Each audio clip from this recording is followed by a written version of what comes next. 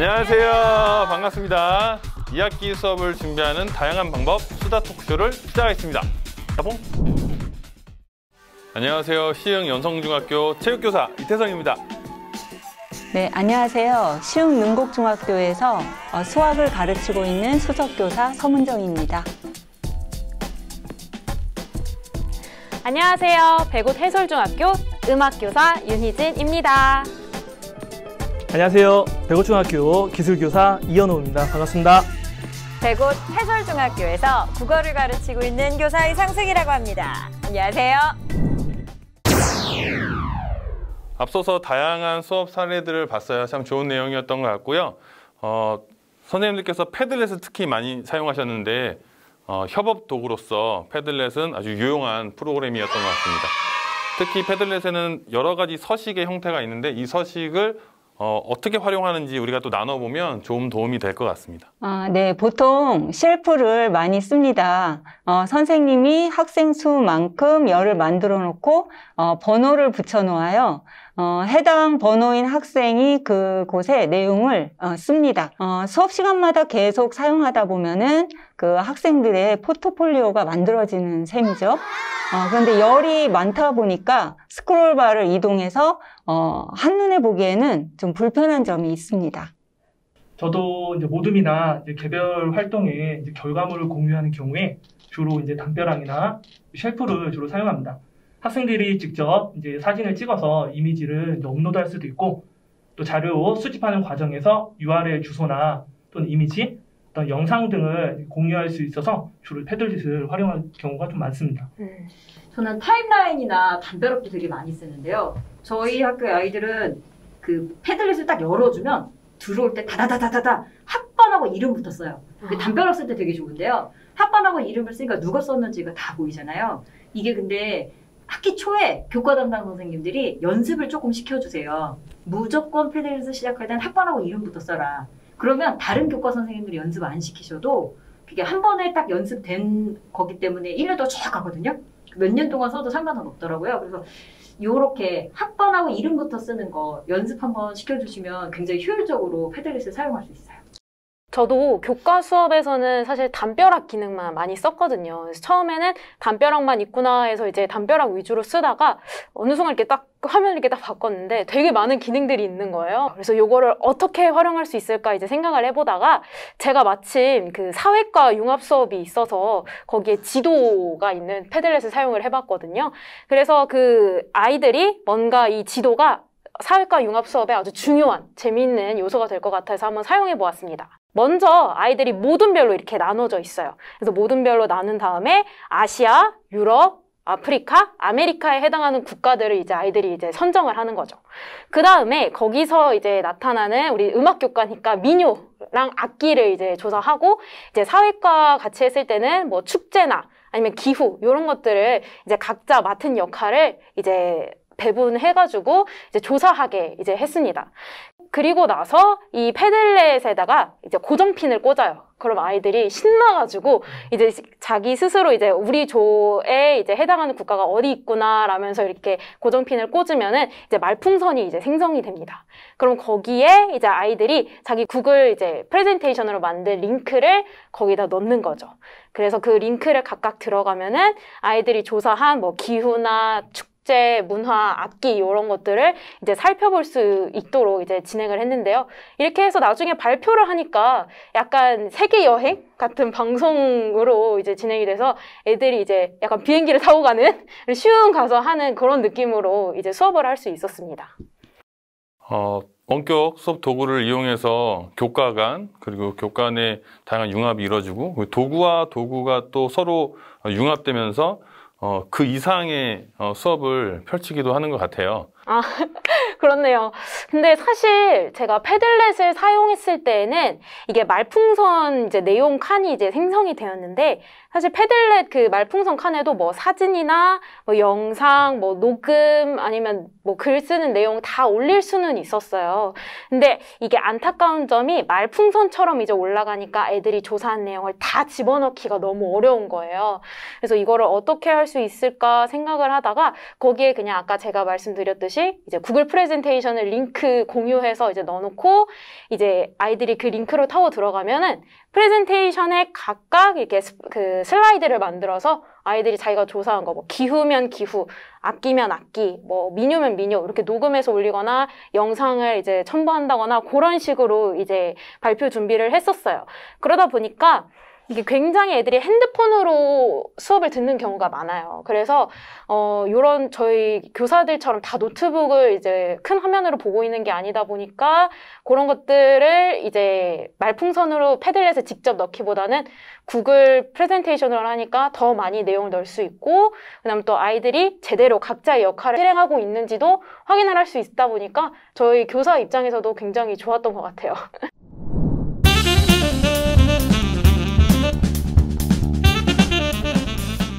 패들렛을 이용한 협업 도구에 대한 사례 짧게 들어봤는데요. 패들렛은 우리 학생들이 현장에서 협업하는데 굉장히 유용한 방법인 것 같고, 또 방금 말씀하신 것처럼 구글 도구와 함께 엮으면 또 좀 부족한 부분을 보완하는 효과도 있는 것 같습니다. 구글 도구가 이야기가 나와서 말인데, 참 많은 학교에서 또 구글을 기반으로 하고 있는 도구들을 사용하고 있어요. 참 유용한 프로그램들이 많죠.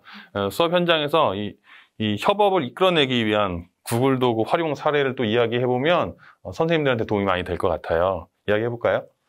저희 학교도 이제 구글 플랫폼을 사용하고 있어서 수업 시간에 이제 구글 설문지로 단원 평가 및 학생들의 생각을 들어보고, 또는 또 구글 문서를 통해 개별 글쓰기나 동료 및 자기 평가 등으로 또 활용하고 있습니다.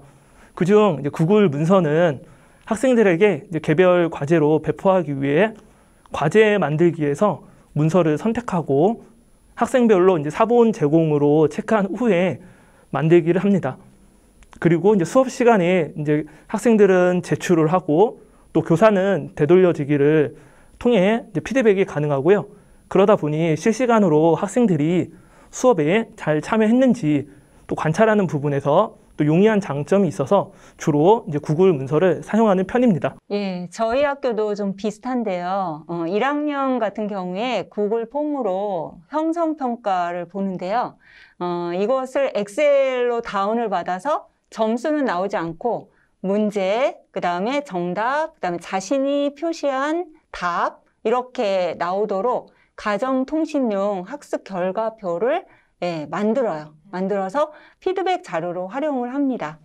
그리고 자유학년제 선택 프로그램 있잖아요. 뭐 주제 선택, 동아리, 예술체육 프로그램을 그 선택하는 문항을 구글 폼으로 만들어서 학생들이 수업 시간에 그 스마트폰으로 1순위에서 5순위까지 선택하도록 합니다.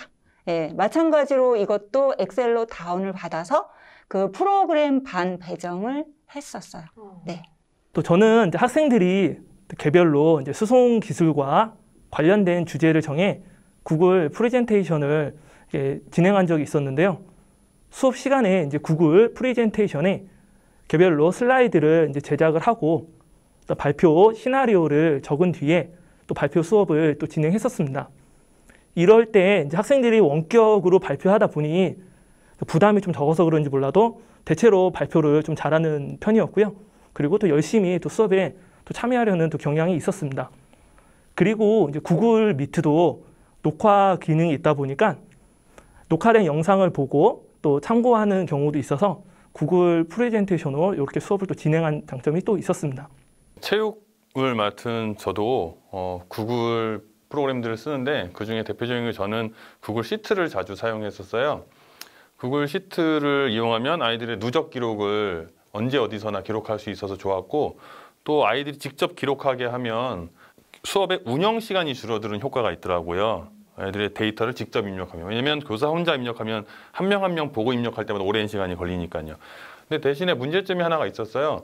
아이들이 그 시트에 직접 편집 권한을 주게 되면 이제 흔히 말하는 데이터의 훼손이나 수정이 생길 수도 있어서 이걸 극복하기 위한 방법이 뭐가 있을까, 이런 고민이 생기더라고요. 맞아요. 그 구글 시트를 아이들이랑 공유하고 나면 선생님이랑 아이들이 만지거나 다루는 과정이 부분이 다르면 참 좋은데, 그게 아니다 보면 너도 쓰고 나도 쓰고 하다 보면 데이터가 망가지고 그런 경우들이 좀 많은데, 이거는 구글 문서, 구글 슬라이드, 구글 스프레드시트, 젠보드 뭐 다 구글 문서의 모든 구글 도구의 모든 장점과 단점인데요. 저는 학생들이나 선생님들이랑 구글 도구로 협업할 때는 버전 기록 그리고 복원, 수정 요걸 좀 많이 사용을 하는데요. 제안 모드나 댓글 추가도 굉장히 많이 사용해요. 이번에 우리 학교 축제를 하면서 축제 일정, 업데이트되는 공지사항, 변경사항, 공연 출연진, 큐시트 이런 것들을 80여 명의 선생님들이랑 함께 협업을 했었거든요. 근데 그걸 구글 시트로 하다 보니까 훼손될까 봐 되게 걱정이었어요. 근데 그거를 그냥 다 댓글 추가, 그것만 했더니요. 굉장히 변경도 빠르고 훼손도 없고 되게 좋았거든요. 그래서 선생님들도 아이디를 할 때 제안 모드, 버전 기록, 댓글 추가 요렇게 활용하시면 좀 좋을 것 같아요.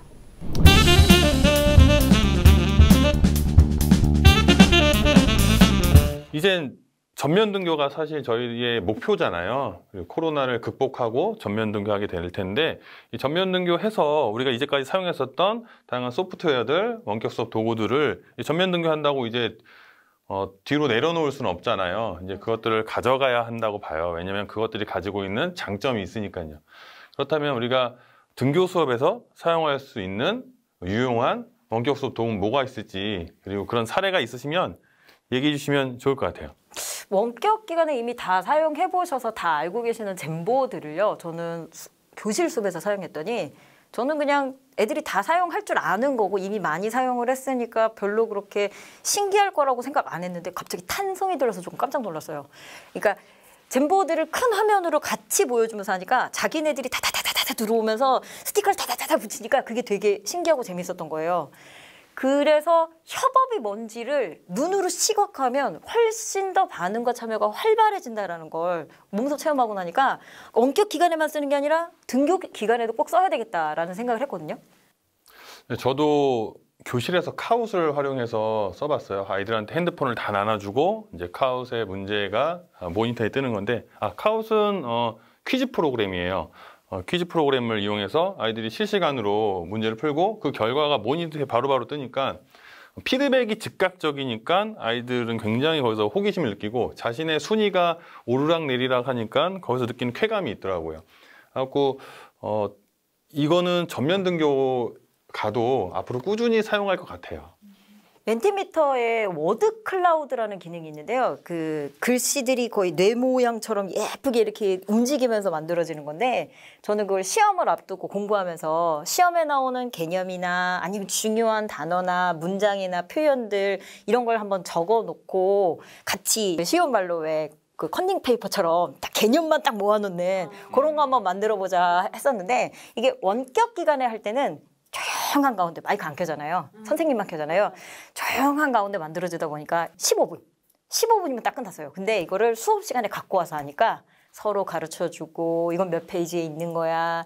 그리고 이거 안 나와서 빨리 적어. 이렇게 되면서 반응과 참여가 굉장히 활발해지고 약간의 경쟁 구도도 만들어지고 그러면서 되게 재밌더라고요. 애들이 거의 1시간 꽉 채워서 이걸 사용을 했었어요.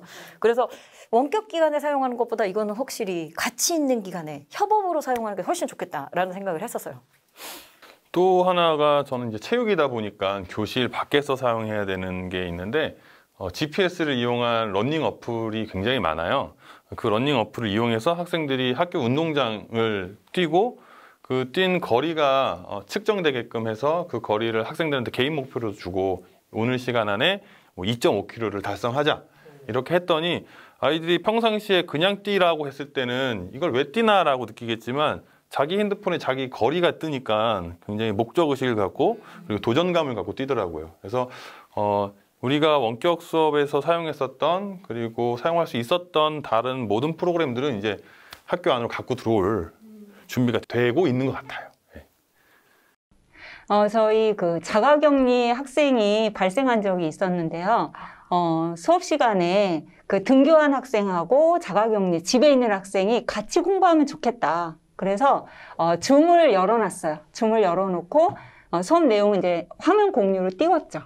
띄워서 같이 공부를 한 거예요. 같이 공부를 하고 그 다음에 TV랑 우리 보통 연결하잖아요. 그래서 TV 속에서 그 아이가 나오니까 아이들도 막 이제 서로 좋아했고 그 다음에 그 학생이 말하는 소리가 TV를 통해서 크게 들리니까 발표 효과도 굉장히 좋았어요. 그러면 그 학생은 TV로 보이고 나머지 학생들은 TV로 그 친구를 보고 있는 거예요? 네, 서로 보고 있는 거죠. 이번 코로나 사태로 인해서 우리가 원격 수업, 화상회의 프로그램들, 다양한 화상회의 프로그램들 사용했는데 이 화상회의 프로그램을 통해서 저희가 또 얻은 게 몇 가지가 있는 것 같아요. 특히 이렇게 자가격리된 학생이 실시간으로 수업을 들을 수 있고 또 반대로 저희 학교는 자가격리 들어간 선생님께서 실시간으로 맞아요. 교실에 화면으로 나타나셔서 수업을 하신 적도 있어요. 또 하나 이런 화상회의 프로그램들이 존재하니까 지금은 이렇게 다수의 인원이 모일 수가 없잖아요. 근데 화상회의 프로그램을 통해서 3개에서 4개의 학급이 화상회의 프로그램에 다 들어와서 그 학급의 대표 선생님께서 그 프로그램에 접속하시는 거죠. 그래서 호스트가 된 제가 전체적으로 전달해야 되는 내용을 일괄적으로 전달할 수 있는 효과적으로 시간과 공간을 절약할 수 있는 이런 시대가 된 것 같아요. 물론 교실에는 선생님들이 다 계시는 거죠. 그렇죠. 예. 특히 스포츠 클럽 종목 편성할 때 이렇게 했거든요. 그러면 장점이 한 반에서 스포츠 클럽 종목을 선정하게 되면 아이들이 흔히 말하는 가위바위보 막 하잖아요. 근데 3개 반을 합쳐서 하면 한 반에서 할 때보다 더 많은 선택권을 갖게 돼요, 아이들이. 이런 장점이 생기게 돼요. 예. 그 왜 전체 방송이나 전체 공지사항 같은 거 하실 때 선생님들 그냥 마이크 들고 하시면 앞에 안 보이고 혼자서 얘기하시니까 되게 뭐라 그럴까 이게 전달이 되고 있는지 안 되고 있는지도 모르시겠고 깝깝하고 그러시는데 그렇게 반별로 줌을 전부 다 연결을 해서 한 대씩이니까 물론 담당 선생님들이 다 계시겠지만 전체를 보고 이야기를 하신다면 전달하신 선생님도 그렇고 애들도 자기네가 듣고 있는지 안 듣고 있는지 선생님이 보시니까 훨씬 전달이 잘 될 것 같긴 하네요. 과거에는 일방향적인 방송이 많았잖아요. 방송실에서 틀고 애들은 보기만 하고. 근데 지금은 교실의 상황을 출연자가 볼 수 있기 때문에 심지어 방송실에서 방송하는 사람들이 각 교실, 7개의 교실이면 7개의 교실 영상을 다 볼 수 있는 거잖아요. 그래서 만약에 1학년 7반에 3번 학생을 이렇게 세워주세요 하면 그 학생이 일어날 수 있는 거죠. 일어날 수 있는 거죠. 자, 그렇죠. 가끔은 이런 분도 계셨어요. 그때 자가격리 들어간 선생님이 계셨다고 했잖아요. 제가 특별히 저는 다른 분과 다르게 카메라를 2개를 세팅했어요. 그래서 하나는 패드, 하나는 노트북. 노트북으로는 학생들 전체를 지향하고 있고 패드로는 이 선생님께서 지칭한 학생에게 갖다 줬어요. 네. 그러면 그 학생은 그 패드에 자신의 얼굴을 들이대고 자, 이거 발표를 하는 거죠. 혼자 발표를 하는 거죠. 교실에서 자택에 계신 선생님과 그리고 교실의 학생들과. 그래서 진짜 원격 수업의 끝을 보여주는 모습이 이제 나타나지 않을까라는 생각이 듭니다. 되게 옛날 그 SF 영화 같은 데서 막 봤었던 그런 게 이제는 현실이 되는 거죠.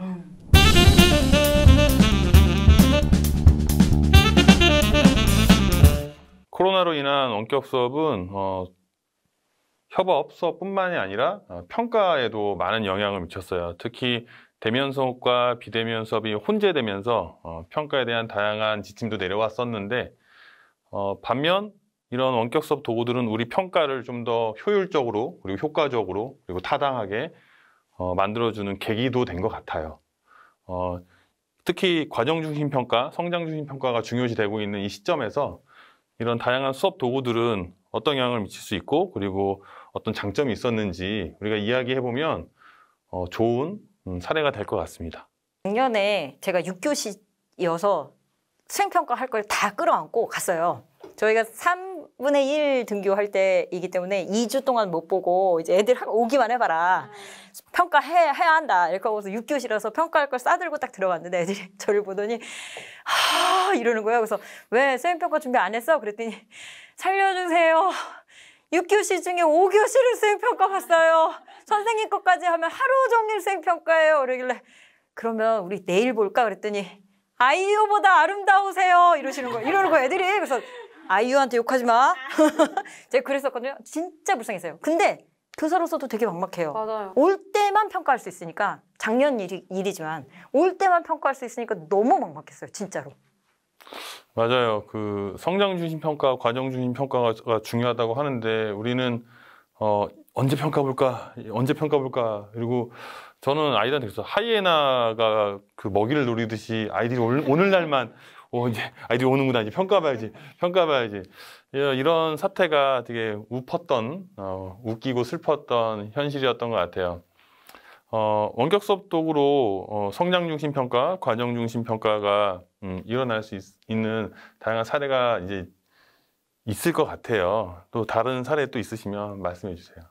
저는 제가 이번에 사용한 방법은 아닌데요. 다른 음악 선생님께서 학생들 칼림바 연주에 구글 스프레드시트를 사용하셔서 이제 과정 중심 평가를 진행하셨더라고요.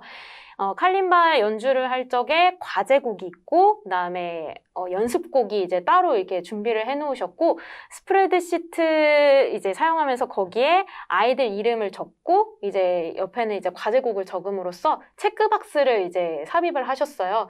그래서 아이들이 연습곡을 이제 완료했는지, 그리고 과제곡을 완료했는지를 이렇게 체크 하시면서 아이들이 봤을 적엔 내가 어느 정도 했구나라는 걸 확인할 수 있었고, 선생님 입장에서는 아이가 이 정도 연습곡이 됐으니까 어느 정도의 평가를 해줄 수 있구나, 이런 것들을 좀 적극적으로 사용하셔서 저도 2학기 때는 이러한 과정 중심의 맥을 이룰 수 있는 이런 스프레드시트의 체크박스 기능을 사용해볼까 생각하고 있습니다. 네, 올해는 저희 학교가 구글 클래스룸이랑 구글 미트 사용하거든요. 그래서 구글 클래스룸에 그 구글 문서, 구글 슬라이드, 그리고 동영상 편집 어플, 스마트폰으로 하는 요렇게 이용해가지고 90초 책 속의 동영상 수행평가를 했거든요. 북 트레일러라고도 하는데요. 국어과 평가여서 영상의 질을 평가하는 게 아니라 영상을 찍기까지의 과정을 평가를 했어요. 저희가 3분의 1 등교였을 때 2주간 학교에 오지 않으니까 그 기간 자체를 2주 내내 수행평가 기간으로 잡은 거거든요. 그래서 그 영상을 찍기 전까지 책을 읽은 거, 그걸 정리한 거, 스토리보드, 발표 내용, 그리고 그 안에 들어가는 음악이나 사진의 저작권 지키는 거, 요런 것까지 전부 다 그 노력과 과정을 평가로 진행을 했어요. 2주간. 그랬더니 아이들이 2주간 내내 수행평가를 하니까 본인들이 수행평가를 한다라는 걸 잊어버리고 서로 도와주더라고요. 영상 촬영하는 거하고 편집하는 건 스마트폰 어플로만 하도록 했거든요. 그랬더니 이거 찍는 게 편하고 저건 저렇게 수정하는 게 편해요. 그래서 어플도 서로 소개시켜주고 가르쳐주는 시간도 자기들끼리 갖고, 그러다 보니까 전체적으로 과정평가를 하는데 되게 좋았고, 아이들도 불만도 없고, 선생님들도 정리하는데 되게 편했고, 그래서 전체적으로 되게 만족스러운 평가였어요. 저는 일단 아이들이 활동지 같은 경우가 주로 자주 잃어버리거나 또는 놓고 오는 경우가 대부분 또 있더라고요. 그래서 저는 올해 이제 구글 도구를 활용해서 학생들의 포트폴리오를 이제 평가에 좀 적용을 좀 해봤습니다. 그러다 보니까 아이들의 성장 과정도 또 알아볼 수도 있고, 그리고 혹시나 이제 부분별로 약간 댓글 같은 형태로 피드백도 가능했었고요. 그러다 보니 물론 이제 이 부분에서 교사의 좀 노력이 좀 요구가 되겠지만, 그래도 이번 블렌디드 수업할 때 이렇게 평가로서 한번 적용한 적이 또 있었습니다. 네, 구글 문서나 구글 슬라이드 등을 통해서 평가 방법을 활용하셨는데 또 다른 평가 방법도 있을까요? 저희 올해 이제 아직 평가에 적용하지는 않았는데요. 저희 올해 저희 학교가 음악 경연대회를 진행했었어요. 사실 이 시국에서 노래 부르고 이제 침이 튀길 수 있는 그런 악기를 사용한다는 것 자체가, 그리고 아이들이 이제 몇십 명씩 와서 대회를 치르는 게 쉽지 않은 상황이잖아요. 하지만 또 저희가 누구겠습니까? 이 아이들의 뭔가 조금 더 끼를 이제 보여줄 수 있는 음악 경연대회를 좀 진행을 해봤는데, 그래서 비대면으로 할 수 있는 그 도구가 어떤 것이 있을까 생각을 하다가 음악 선생님들끼리 생각해낸 거가 바로 플립그리드라는 어플리케이션이에요. 플립그리드라는 어플리케이션은 아이들의 핸드폰에서 이제 그 어플리케이션을 다운을 받고 영상을 찍으면은 교사가 관리자 모드로 이제 생성해낸 코드에 이제 영상을 자동으로 업로드할 수 있는 어플리케이션입니다. 이걸 사용하니까 아이들이 손쉽게 자기가 연주하는 영상을 찍은 다음에 이제 올릴 수가 있어요. 그리고 그게 자기 핸드폰에 그대로 저장이 되고, 이런 어플리케이션을 사용하니까 훨씬 더 아이들이 노래 부르거나 악기를 하는 데 있어서 크게 제한이 없었던 있었던 도구였던 것 같아요. 이야기 들어보니까 그 플립그리드와 같은 방식은 체육과에서 굉장히 유용할 것 같아요. 그러네요. 신체 동작과 신체 활동을 확인받기 위한 건 동영상이 사실 최고잖아요. 네. 저도 동영상 형태로 과제를 받고 평가를 해봤는데 네네. 플립그리드가 아니라 그냥 생 동영상으로 받으니까 일단 용량도 어마어마하게 되고 그리고 그걸 확인하는 시간도 어마어마하게 걸리고 그리고 피드백 주기도 어려웠었는데 플립그리드와 같은 프로그램을 사용하면 유용할 것 같아요. 그러면 아이들의 실제성 있는 평가는 동영상 평가 굉장히 좋은 것 같고 특히 아까 말씀하셨듯이 아이들이 자신의 최선을 계속 촬영하는 거죠. 계속 촬영해서 가장 좋은 걸 제출하는 거잖아요. 맞아요. 사실 다른 사람 앞에서 하는 게 되게 아이들 입장에서는 조금 무섭고 떨리기도 하고 다 하고 나오면 다 못했어 이런 식으로 항상 반응이 나오니까요. 아이들에게 무한정 기회를 줄 수 있는 거잖아요. 사실 그런 그렇죠. 방법은. 예, 그래서 참 아이들이 어떤 일시적 단기간 이 평가가 아니라 기회를 여러 번 주고 스스로 성장하는 걸 깨달을 수 있는 좋은 기회가 되지 않을까라는 생각이 듭니다. 이렇게 원격 수업 도구를 통해서 아이들의 평가의 방법이 다양해지면서 아이들의 수준도 함께 높아지지 않을까라는 기대를 해보게 되네요. 네, 이제 마무리를 해야 될 것 같네요. 앞에서 소개되었던 수업 사례 그리고 지금 토크쇼에서 나누었던 이야기들이 2학기 전면 수업 아니면 더 나아가서 우리 미래 교육을 준비하는데 조금이나마 도움이 되었으면 좋겠습니다. 예, 감사합니다. 감사합니다. 감사합니다.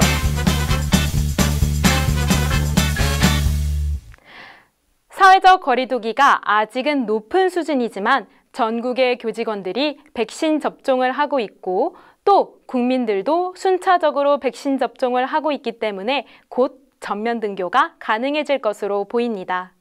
또한 초중고 일반 교실에서는 무선 인터넷망이 구축됨에 따라서 원격 수업이 교실에서 활용될 수 있는 교육 환경도 조성되고 있습니다.